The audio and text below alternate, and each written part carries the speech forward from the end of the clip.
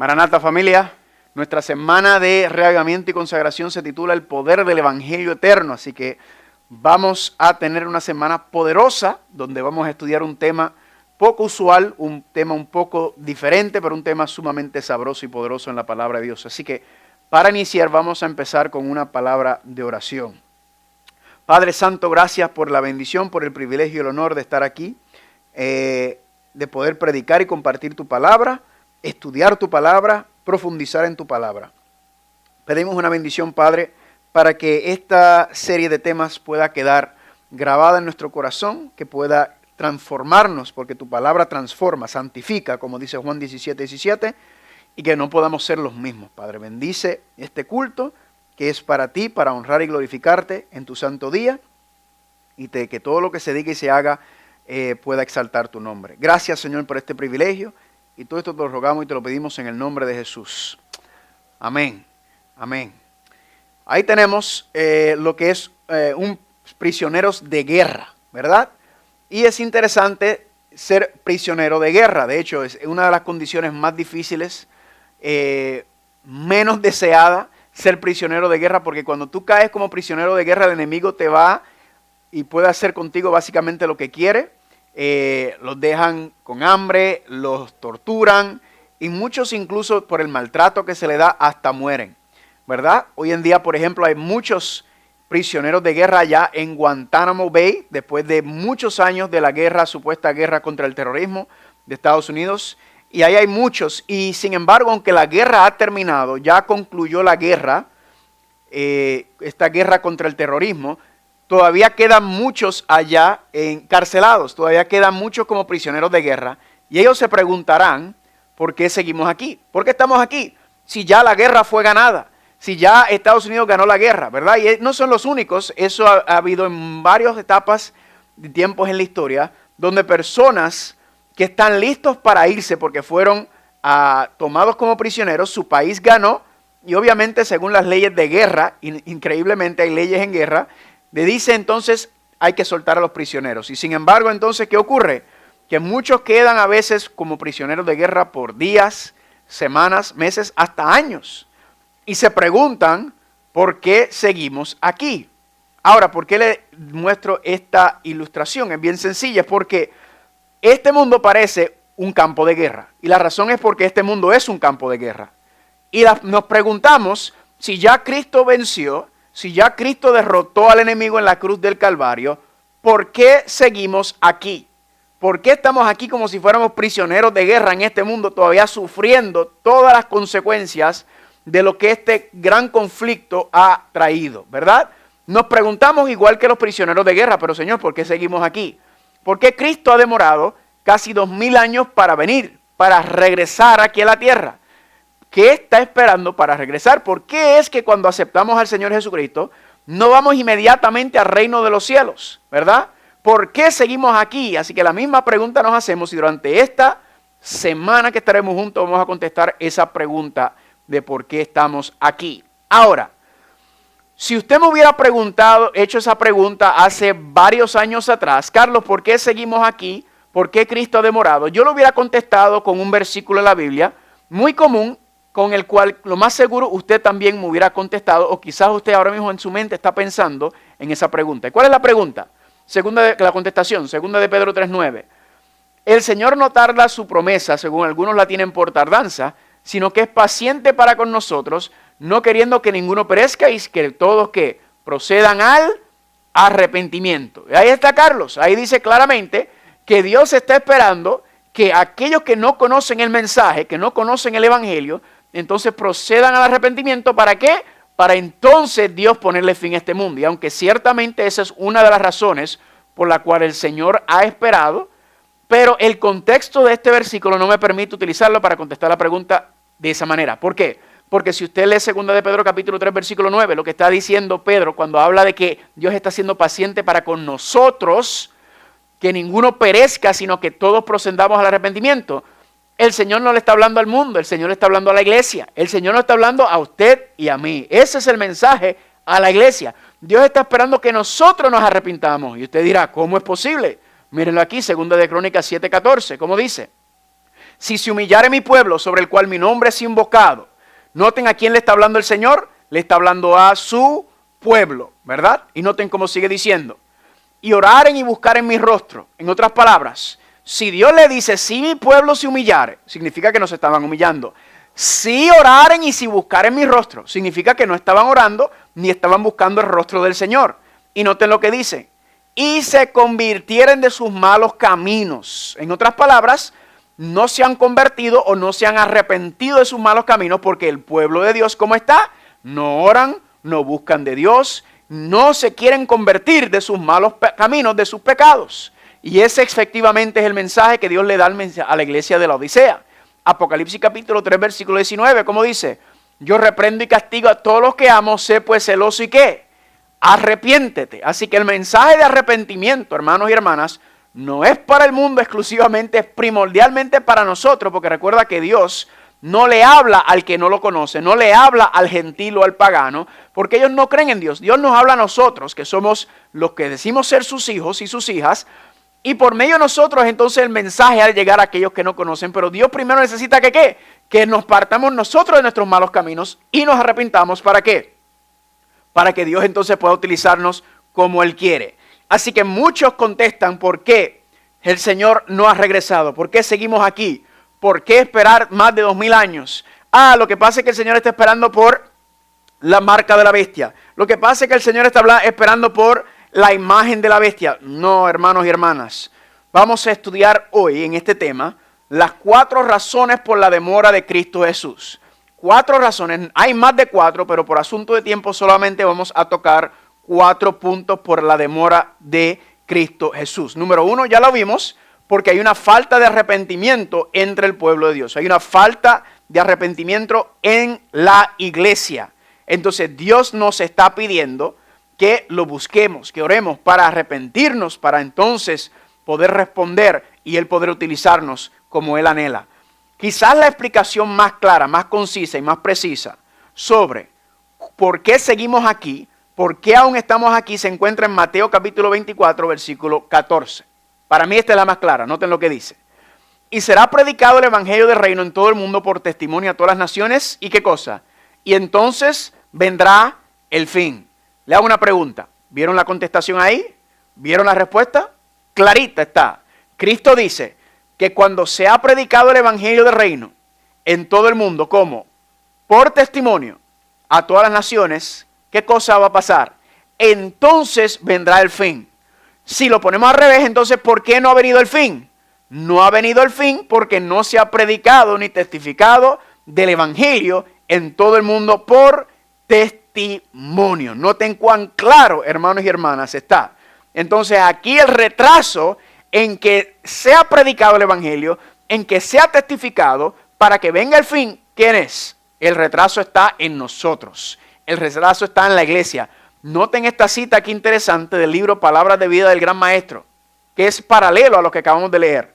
Dice, Cristo está guardando con deseo anhelante la manifestación de sí mismo en su iglesia. Cuando el carácter de Cristo se reproduzca perfectamente en su pueblo, entonces vendrá ¿qué? Entonces vendrá a buscar a los suyos. Es el mismo contexto. En Mateo 24, 14 dice, porque no hemos predicado, ¿por qué no hemos predicado? Porque no hemos testificado del evangelio y por eso no ha llegado el fin. Aquí dice que Cristo está esperando que su carácter se produzca en nosotros, para entonces venir a buscarnos. Es el mismo contexto. De hecho, si lo fuera a leer juntos, noten qué interesante sería. Dice, tomando esta cita y Mateo 24, 14, Cristo está guardando con deseo anhelante la manifestación de sí mismo en su iglesia, su carácter, su justicia. Y dice, cuando el carácter de Cristo se reproduzca perfectamente en su pueblo, entonces será predicado el evangelio del reino en todo el mundo por testimonio a todas las naciones, entonces vendrá a buscar a los suyos y entonces vendrá el fin. Noten qué lindo, qué claro, qué poderoso, cómo se complementan estas citas. Y usted se preguntará, ¿y cómo entonces se predica el evangelio? ¿Verdad? El evangelio yo no lo puedo predicar porque yo no soy un predicador. Yo no vengo y me paro en un púlpito. Yo no vengo a ser un evangelista. Pues hermano y hermana, ciertamente el púlpito y la predicación de la palabra desde un púlpito es uno de los instrumentos para predicar el evangelio. Pero ahí en el contexto del versículo lo explica. es por testimonio. Usted es un sermón, usted predica un evangelio. Usted, de la forma en que usted viste, de la forma en que usted habla, de la forma en que usted come, de la forma en que usted habla, de la manera en que usted vive, la gente lo está viendo y tus vecinos, tus compañeros de trabajo, tus familiares, las personas que están alrededor tuya están viendo o escuchando el evangelio por medio de tu testimonio. Así que la pregunta es, ¿qué testimonio es el que se está predicando? ¿Qué testimonio es el que se está presentando? Así que aquí tenemos la número 2. Las razones por la demora de Cristo Jesús. Número 2, la falta de predicación y testificación de ¿qué cosa? Del evangelio. ¿Están conmigo? Ahora, quiero mostrarle otra perspectiva, otro ángulo en cuanto a la demora. Vayan conmigo a Apocalipsis capítulo 7. Apocalipsis capítulo 7.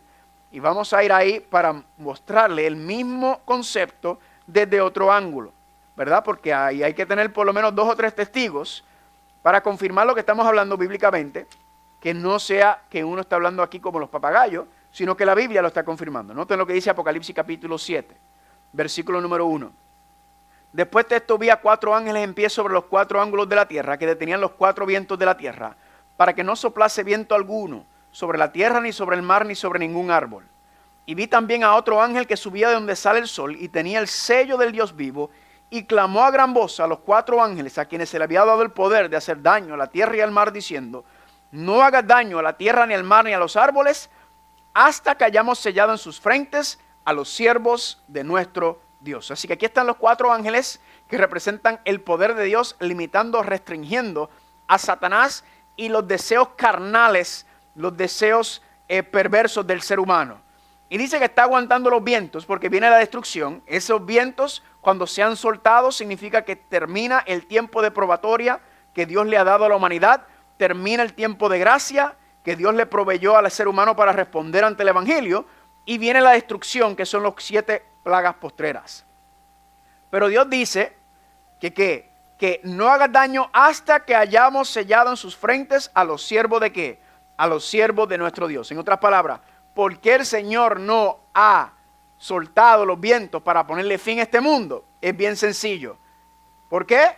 Porque aún no hemos permitido al Espíritu Santo hacer la obra de sellamiento en nosotros. Dios está esperando que dejemos que el Espíritu haga la obra para entonces poner su sello, ¿verdad?, en ese contexto. Ahora, cuando usted le pregunta ¿qué es el sello de Dios? El sello de Dios se entiende en 3 contextos en la Biblia.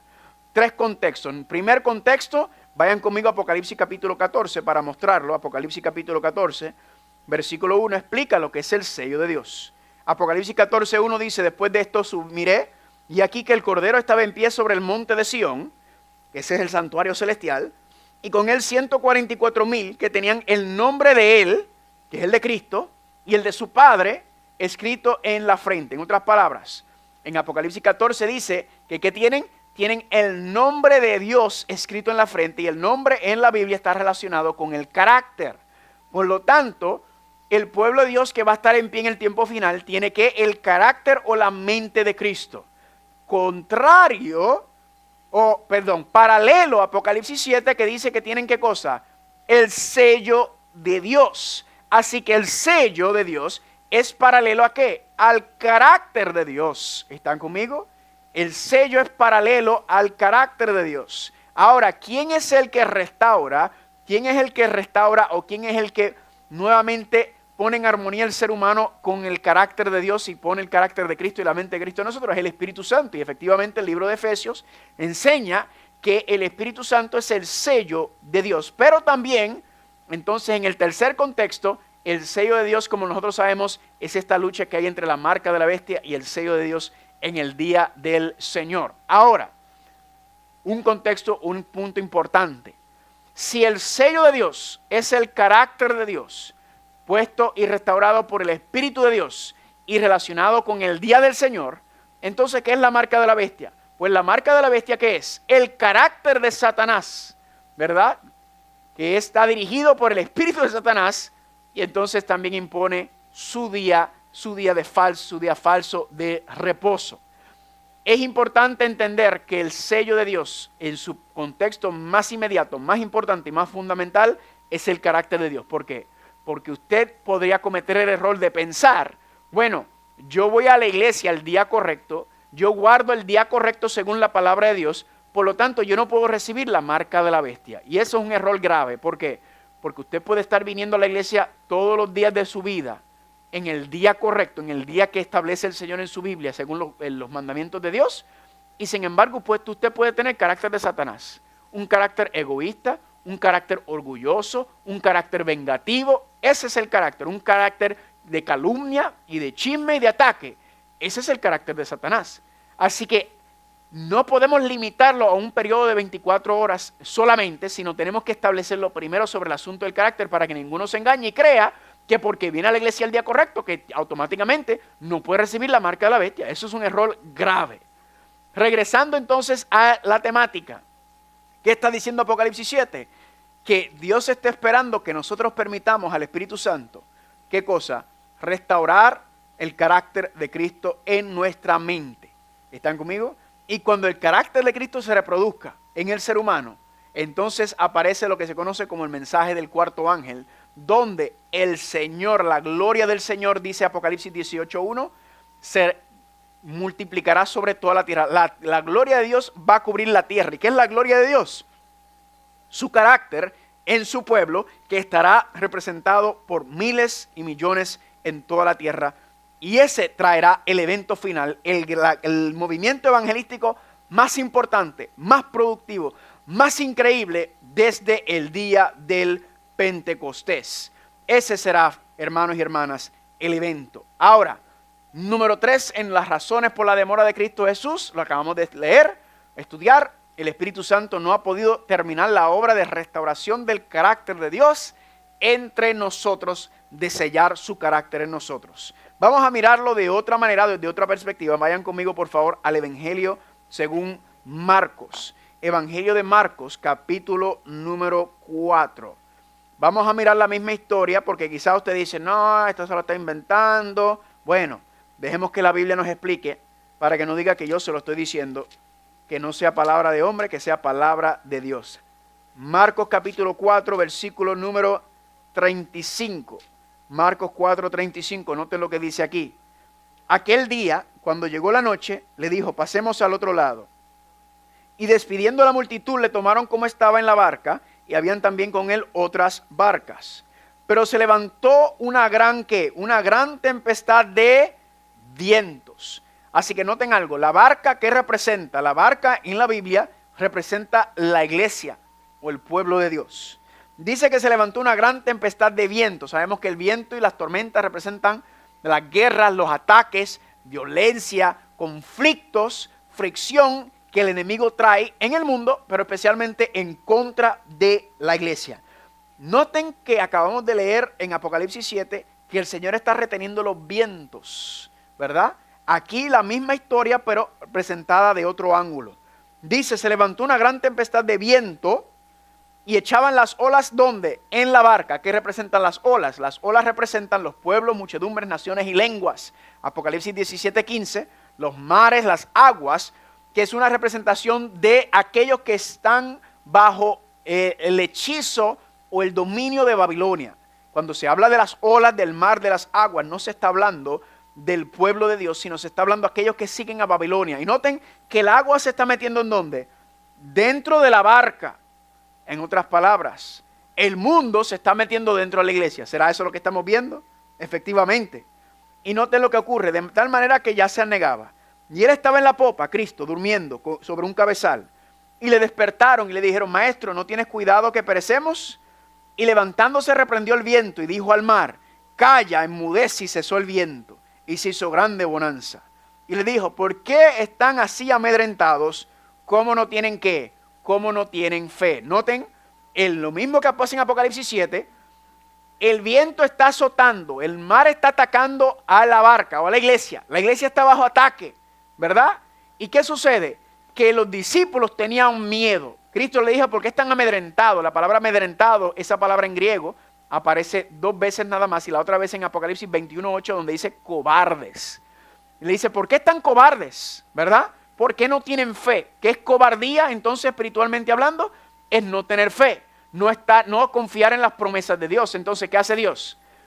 Retiene los vientos. ¿Por qué? Porque la iglesia no está lista o preparada para pasar por la tormenta. En otras palabras, la razón por la cual estamos aquí en este mundo es porque Dios sabe que usted y yo no tenemos la fe necesaria, no estamos preparados para pasar por la tormenta que viene al final. La tormenta final, lo que va a ser el pequeño tiempo de angustia y la gran tribulación.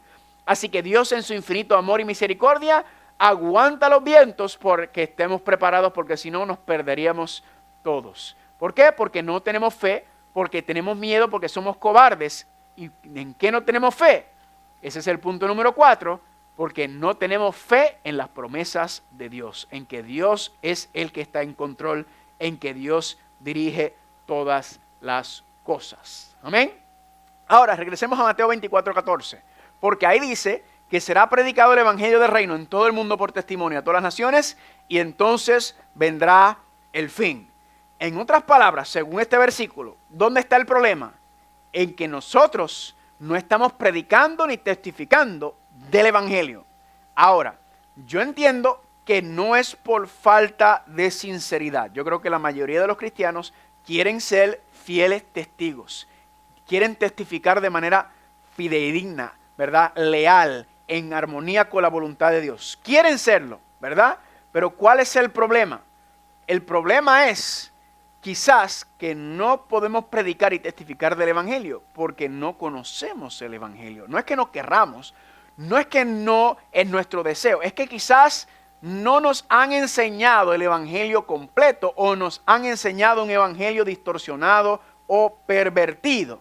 Entonces, ¿qué quiere hacer Dios? Dios quiere restaurar. Le voy a presentar la tesis, es una tesis bastante fuerte lo que estoy diciendo, pero noten aquí, la razón principal por la que hemos sido inefectivos y negligentes en predicar y testificar del evangelio es porque no conocemos o no entendemos el evangelio. Es fuerte, es difícil, pero cuando yo me di cuenta en mi propia vida de por qué o cuál era mi parte, me di cuenta que quizás es que no conozco el evangelio. No es que yo no quiera predicar, no es que yo no quiera ser fiel testigo, pero es que no lo conozco. Ahora, este problema no es nada nuevo, ¿ok? Este problema siempre ha ocurrido. Por ejemplo, Pablo tuvo que bregar con esta situación en Gálatas capítulo 1, versículos 6 al 8. Estoy asombrado que tan pronto os haya alejado del que os llamó por la gracia de Cristo para seguir, ¿qué cosa? Un evangelio diferente. Ahí notan que Pablo estaba bregando con el mismo problema. Pablo le había dado el evangelio a la iglesia de Gálatas, pero cuando se encuentra con ellos nuevamente, dice, espérate, aquí hay un problema. Aquí ustedes como que están haciendo algo contrario a lo que les enseñé. Esto no fue lo que yo les enseñé. Yo no les enseñé este evangelio, ¿verdad? Noten cómo sigue diciendo. No que haya otro evangelio, porque hay solamente uno, sino que hay algunos que quieren perturbar y quieren alterar, ¿qué cosa? El evangelio de Cristo. Así que no es por falta de sinceridad, sino que hay personas, hay lobos rapaces que quieren distorsionar el evangelio directamente en ese contexto, ¿verdad? Ahora le voy a hacer otra pregunta. Y esta pregunta es clave, porque si queremos resolver el problema de que quizás la razón por la cual no hemos sido testigos fieles y verdaderos al evangelio es porque no conocemos completamente o lo conocemos de manera parcial. Entonces la pregunta, ¿qué es el evangelio? Bueno, si usted le pregunta a 10 cristianos, quizás le vayan a dar 10 respuestas diferentes de qué es el evangelio. Algunos quizás le va a decir el evangelio es la encarnación de Cristo.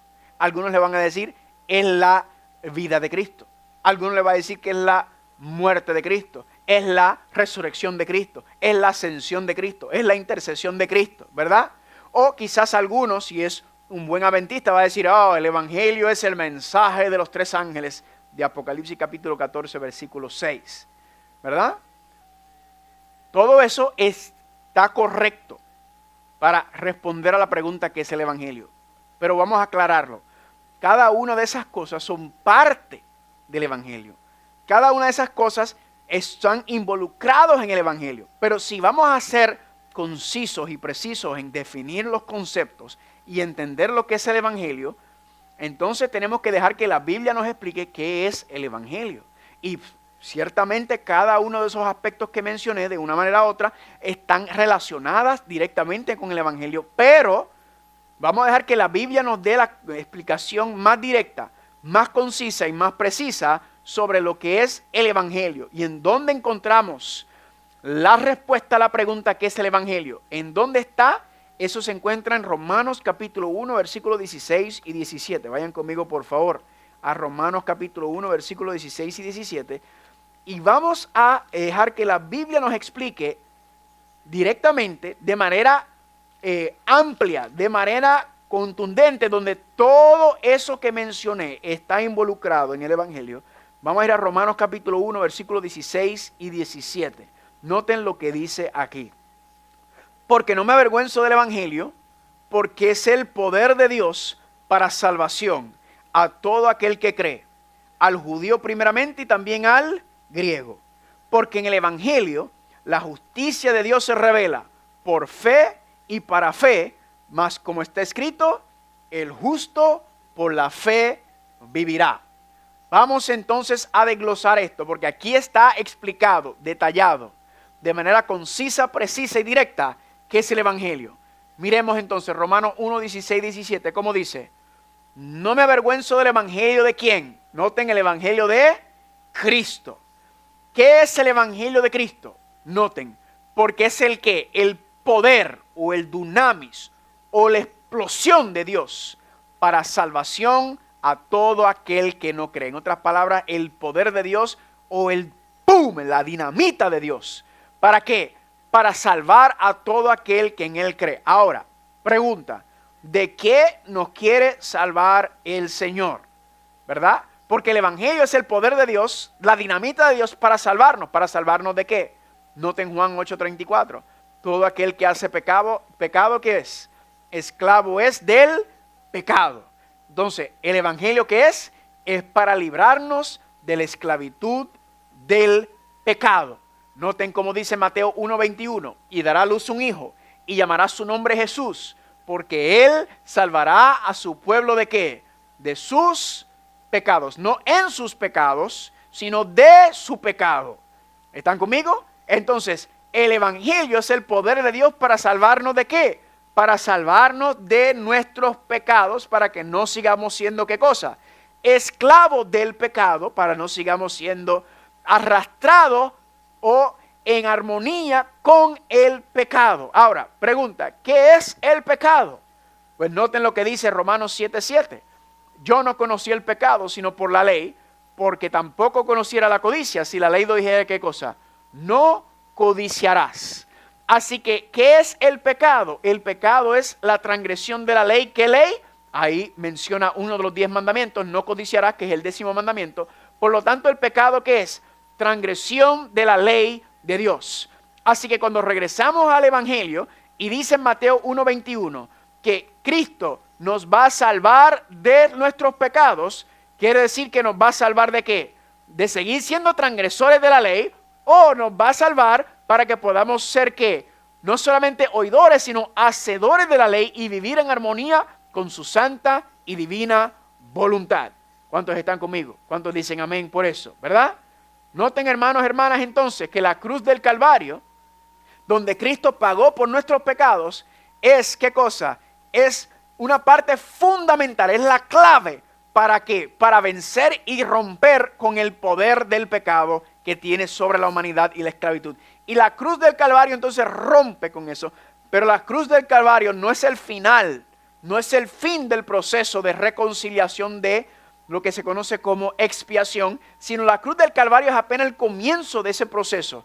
Claro la clave, claro la base, ¿verdad? Y eso es lo que enseña el santuario. ¿Y dónde es que concluye o cómo concluye el proceso de reconciliación y restauración entre Dios y la humanidad, que es eliminando el pecado, quitando nuestro pecado para que podamos morar con Él y vivir en armonía con su voluntad? ¿Dónde concluye? Concluye en el lugar santísimo. Concluye con la obra de Cristo como nuestro sumo sacerdote, y eso lo vamos a discutir más detalladamente más adelante. Ahora, regresemos a Romanos 1, 16, 17. ¿Qué es el Evangelio? Pues el Evangelio de Cristo es el poder, la dinamita de Dios. ¿Para qué? Para salvar a todo aquel que en Él cree. Ahora, en el versículo 17, Pablo hace algo que se llama un paralelismo hebreo. Y lo que él hace es que él repite el mismo concepto, pero utilizando otras palabras, ¿verdad? Me gusta esto porque hay personas como yo que son muy cabeciduras y se nos cuesta aprender cosas, y Dios siempre está repitiendo las cosas de maneras diferentes, desde diferentes ángulos y perspectivas, para que si no lo entendimos de una forma, nos lo va a explicar de otra manera, para que de alguna manera nos va a entrar en esta cabecita dura, ¿verdad que sí? Ahora, noten el paralelismo hebreo que Dios hace cuando quiere explicar lo que es el Evangelio de Cristo, que es el poder de Dios para salvarnos del pecado. Ahora explicar de dónde viene ese poder. Noten el versículo 17. Porque en el Evangelio, la justicia de Dios es revelada como de fe y en fe. Así que, hermanos y hermanas, el Evangelio de Cristo es el poder de Dios para salvarnos del pecado. ¿Y en dónde está ese poder?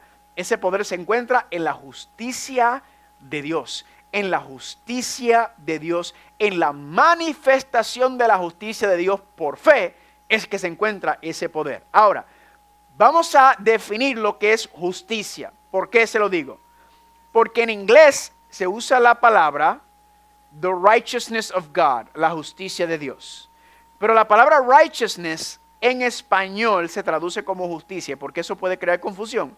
Porque hay personas que cuando escuchan la palabra justicia piensan en el proceso de judicial, en donde alguien, ¿verdad?, queda acusado de algún crimen, o queda acusado de algún crimen o de una pena civil, y entonces cuando sale, pasa por el juicio, entonces decimos, se le hizo justicia, sea que salió culpable o no culpable, se hizo justicia. Aunque está relacionado el concepto de justicia en el concepto judicial, el concepto de justicia cuando se está hablando aquí es la palabra righteousness, que en inglés quiere decir full of right, o lleno de verdad, o en armonía con la verdad. Noten, para ver la definición bíblica. Primero de Juan 5:17, toda injusticia es ¿qué? Es pecado. ¿Qué sería lo contrario entonces? Que toda justicia es ¿qué? Es no pecar. ¿Vieron eso? ¿Vieron cómo utilicé ese juego? Si toda injusticia es pecado, entonces toda justicia es que es no pecar o estar en armonía con la voluntad de Dios. Y noten esto, que ¿qué es el pecado? El pecado que es transgresión de la ley. Por lo tanto, utilizando estos dos versículos, ¿qué es la injusticia? La injusticia es transgresión de la ley, o al inverso, la justicia ¿qué es? Es vivir en armonía con la ley, es guardar la ley de Dios. Esa es la justicia de Dios. Noten la conclusión, la injusticia o unrighteousness es pecado, transgredir la ley de Dios o no vivir en armonía con la voluntad de Dios. Por lo tanto, la justicia entonces, ¿qué debe ser? Lo contrario. ¿Por qué? Porque Salmo 92:15 dice que el Señor es recto y en Él no hay ¿qué? No hay injusticia. En otras palabras, no hay pecado que es injusticia, sino Dios es justo, recto, perfecto. ¿Y en dónde se manifiesta la justicia, la perfección, la santidad de Dios? Noten, Salmos 119, 172 y 74. Hablará mi lengua tus palabras, porque todos tus mandamientos son ¿qué? Son justicia. Las palabras de Dios, los mandamientos de Dios son justicia, y tu ley es mi delicia. Aquí nuevamente está haciendo un juego de palabras para explicar el mismo concepto. La palabra, el mandamiento y la ley de Dios son justicias, son mis delicias. En otras palabras, los 10 mandamientos son un reflejo, son una manifestación de la justicia de Dios, los principios de la justicia de Dios como están explicados en los 10 mandamientos. Así que, si la injusticia de Dios es pecar, es transgredir la ley de Dios o no vivir en armonía con la voluntad de Dios, entonces, ¿qué es la justicia? Fácil. La justicia es que es no transgredir la ley de Dios, o en otras palabras, la justicia es vivir en armonía con la voluntad o con la ley de Dios en ese contexto. Ahora regresemos a Romanos. ¿Qué está diciendo Romanos 1, 16, 17? Que el Evangelio de Cristo, que es el poder de Dios para salvarnos del pecado, ¿cómo Dios lo hace? Pues la justicia de Dios que se revela o se manifiesta en una vida de ¿qué? En una vida de fe. Ahora, ¿quién es la única persona que manifestó o vivió la perfecta justicia de Dios que fue manifestado, revelada en este mundo por fe, hermanos y hermanas, fue Cristo Jesús en todo su apogeo.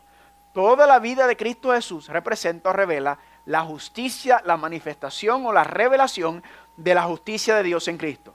Su vida, su muerte en la cruz del Calvario, todas las obras que hizo, todo lo que el Señor hace es una revelación de su justicia, de su santidad, de su perfección. En la perfección de la justicia de Dios manifestada ¿en quién? En Cristo Jesús. Jesús es la mejor y más completa y perfecta manifestación de la justicia de Dios. Noten lo que dice Romanos capítulo 1, versículos 16 y 17. No me avergüenzo de qué, del evangelio de quién, de Cristo. Porque es que el poder de quién, el poder de Dios. Y en el evangelio la justicia de quién, de Dios es revelada. Noten algo, esto yo lo noté recientemente estudiando este tema. Ahí dice que es el evangelio de Cristo, pero el evangelio de Cristo es el poder de Dios para salvarnos del pecado y la justicia de Dios revelada o manifestada. Ahí no dice que el evangelio de Cristo es el poder de Cristo y es la justicia de Cristo. Ahí dice que es el evangelio de Cristo y después dice es la manifestación del poder de Dios y la justicia de Dios. La manifestación de Dios. Ahora, ¿por qué? Todo Dios lo hace por una razón. ¿Por qué entiendo esto? Porque Dios está tratando de darnos a entender que lo que Cristo manifestó, la justicia que Cristo manifestó en este mundo, que era la justicia de Dios y el poder de Dios, no el poder y la justicia de un ser humano. No el poder y la justicia de un ser humano, porque podríamos malentender y pensar, yo tengo poder, yo tengo justicia. Incluso Dios está haciendo claro que cuando se manifestó la justicia y el poder de Dios en Cristo, no era de Cristo mismo, sino era el poder y la justicia de Dios Padre. Noten, Cristo explica este concepto de manera clara, concisa y precisa. Juan 8:28, cuando hayas levantado al Hijo del Hombre, entonces conocerás que yo soy el Señor y que ¿qué? Y que nada hago por mí mismo, sino según me enseñó el Padre. Noten, hermanos y hermanas, que cuando Cristo habla, Él dice, mire, las cosas que yo hice aquí en la tierra, todo lo que ustedes vieron, no lo hice yo, no viene del poder humano, no viene del poder y la justicia humana, viene del poder de Dios. Es el Padre que lo hizo, yo nada hago por mí mismo, yo no puedo hacer las cosas en esta naturaleza humana. Noten, Juan 5:30 y 14:10, Cristo repite el mismo concepto, yo no puedo hacer nada por mí mismo. Espérate un momento, y si Él no lo hizo, ¿quién lo hizo? Él explica en el 14:10, sino que el Padre que mora en mí, Él hace ¿qué cosa?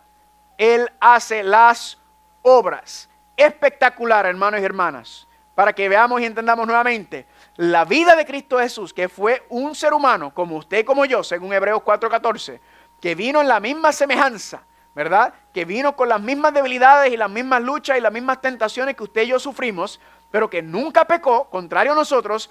Dice que ese poder, esa vida recta, esa vida de justicia, esa vida de santidad, no fue el poder de Cristo, sino fue ¿qué? No fue Él, sino fue el poder del Padre manifestado en Cristo. Y eso es exactamente lo que dice Romanos 1:16-17. El evangelio de Cristo no fue el poder de Cristo, fue el poder de Dios.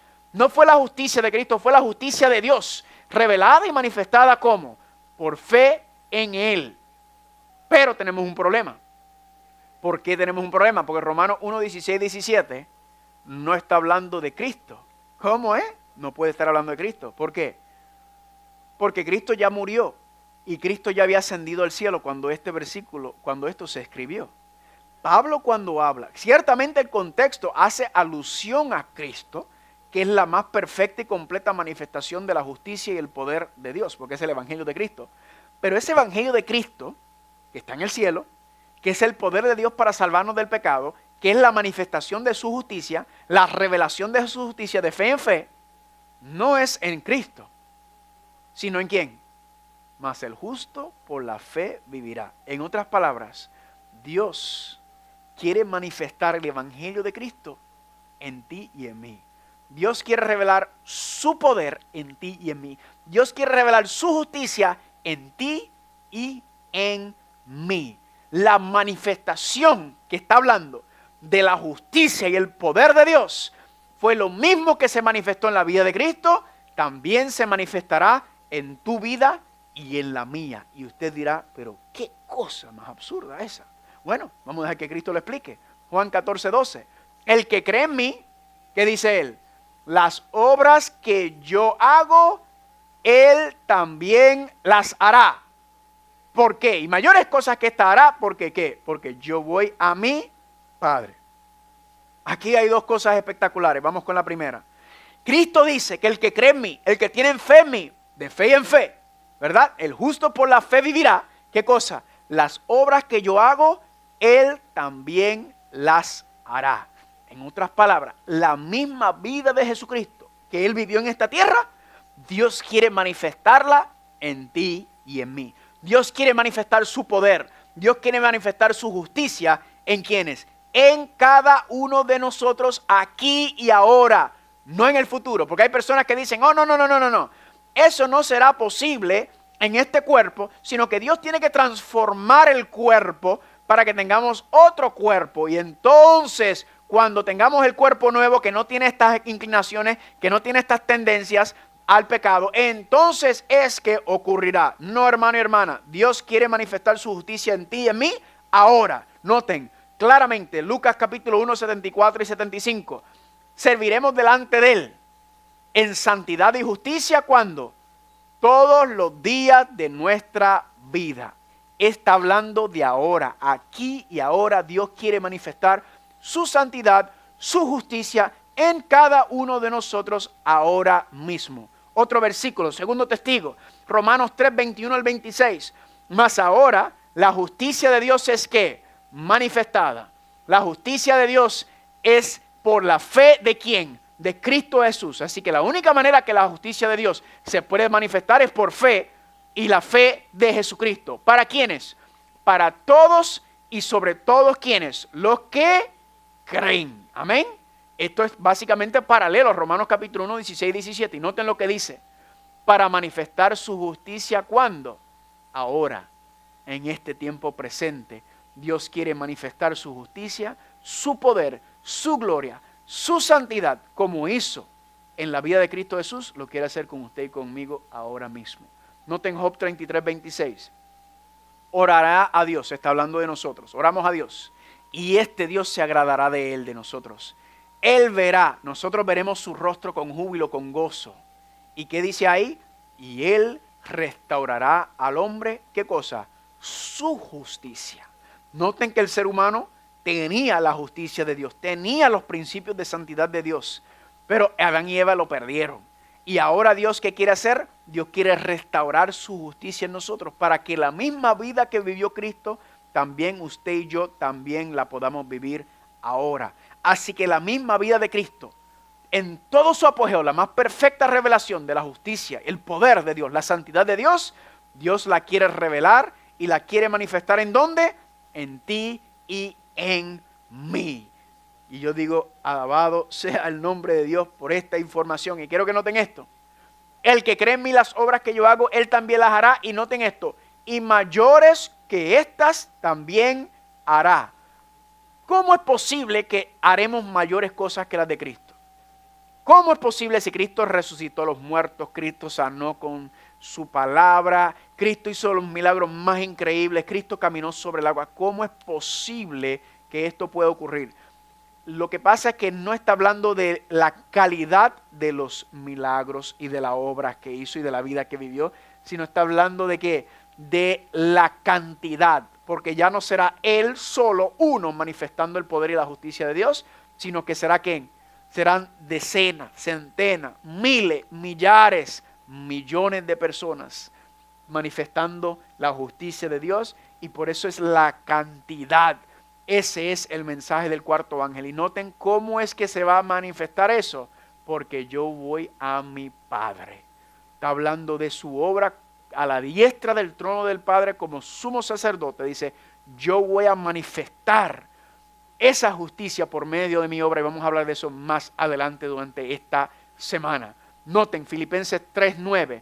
Ser hallado en él, no teniendo mi propia justicia, que es de la ley, ahí yo le marco justificación por obras, JXO.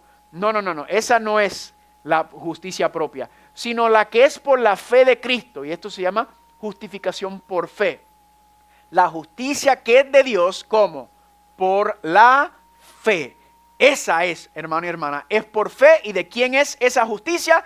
Es la justicia de Dios, manifestada por la fe de Cristo Jesús, la que se manifiesta en usted y en yo, en usted y en mí.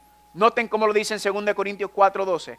Para que también la vida de Jesús sea que sea manifestada, revelada, ¿en dónde? En nuestra carne mortal. Nuevamente, familia, noten que claro lo explica la Biblia. Dios quiere manifestar su justicia, su poder en nosotros, en ti y en mí. ¿Para qué? Para que pueda entonces cumplirse la promesa de que Dios iba a tener un pueblo restaurado, perfecto, completo, en armonía con su voluntad aquí en la tierra antes del regreso de Cristo. ¿Y cómo será eso posible? Gálatas 2:20, con Cristo estoy juntamente crucificado y ya no vivo yo, mas vive Cristo en mí. ¿Cómo es esto posible? Cristo morando en nosotros. Y lo que ahora vivo en la carne, en este cuerpo mortal, ¿verdad? En esta naturaleza caída, lo vivo en la fe del Hijo de Dios, el cual me amó y se entregó a sí mismo por mí. Noten que esta nueva vida que vivimos, esta vida de justicia, de poder, esta vida de poder vivir en armonía con la voluntad de Dios, esta vida de no vivir como esclavos del pecado más, ¿viene por qué? Viene por medio de la fe de Jesucristo, y esa fe me es dada a mí porque Cristo mora en mí, y por ende ahora nosotros podemos vivir la misma vida de Cristo, la vida de santidad, la vida de armonía con la voluntad de Dios. Noten esta cita, qué linda. Dios desea manifestarse, ¿cómo? Por medio de ti y de mí. La santidad, la benevolencia, la compasión de su propio carácter. Escuche bien, Dios quiere manifestar su propio carácter en usted y en mí.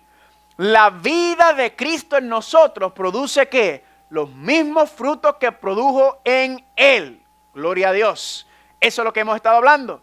Es la manifestación de la santidad, la compasión, el carácter de Dios en nosotros como lo fue manifestado en Cristo. Eso mismo es lo que Dios quiere manifestar en nosotros también.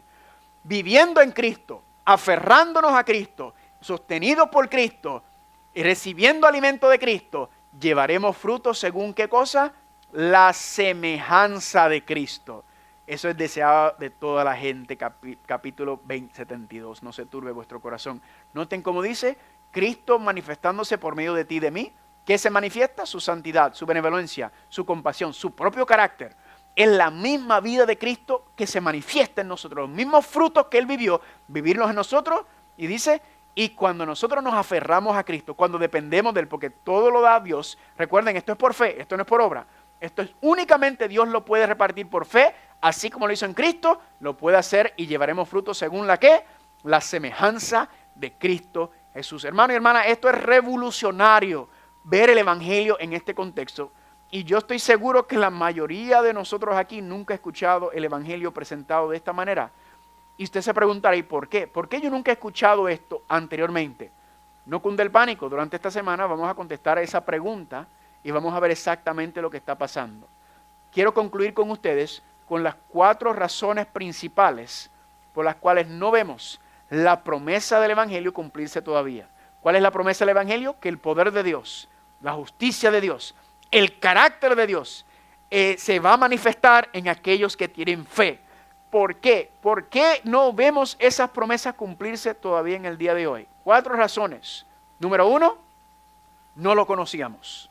Quizás usted nunca había escuchado esto. Y usted dice, pero Señor, yo nunca había escuchado una cosa así.